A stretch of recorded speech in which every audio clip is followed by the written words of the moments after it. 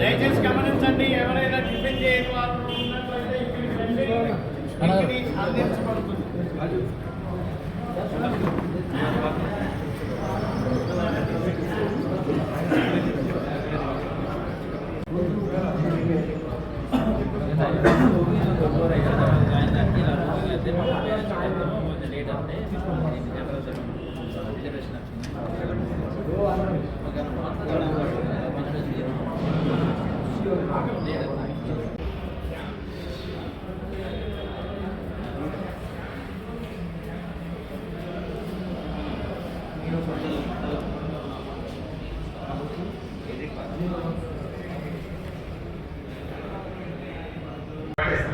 అందుకనే మీరు తెలుగు పండిట్లే లేదని చెప్పను. అయితే ఆ పాటించండి కరెక్ట్ రైట్ సార్.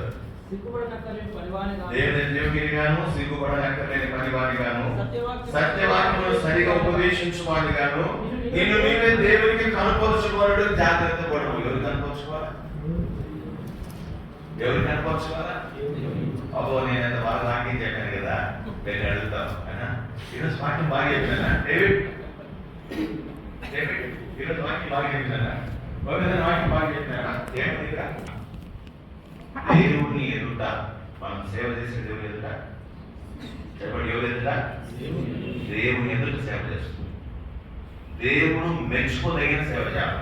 అందుకే అవునంటే దేవుని ఎదుట యోగ్యది గాను సిగ్గుపడనక్కర్లేని ఎప్పుడు సిగ్గుపడాల్సి వస్తుంది? బాధలు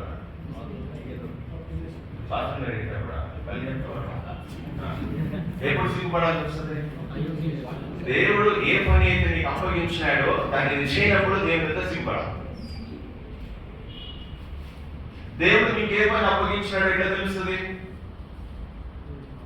దేవుడు అడగాల. దేవుడు అడిగినప్పుడు దేవుడు తెలియజేస్తాడు. దేవుడు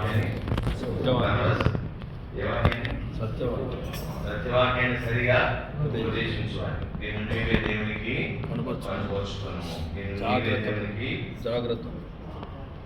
ఈ విషయంలో జాగ్రత్త ఉండాలి. ఈ విషయాలన్నింటిలో అంటే కొరింథీయులకు రాసిన 2వ పత్రిక 2వ అధ్యాయం 17వ వచనం చూసి ముగించుకుందాం. 2 Corinthians chapter 2 verse 17. కావున ఇట్టి సంగతులకు చాలిన వాడెవడు? మేము దేవుని వాక్యమును కలిపి చెరిపిడు అనేక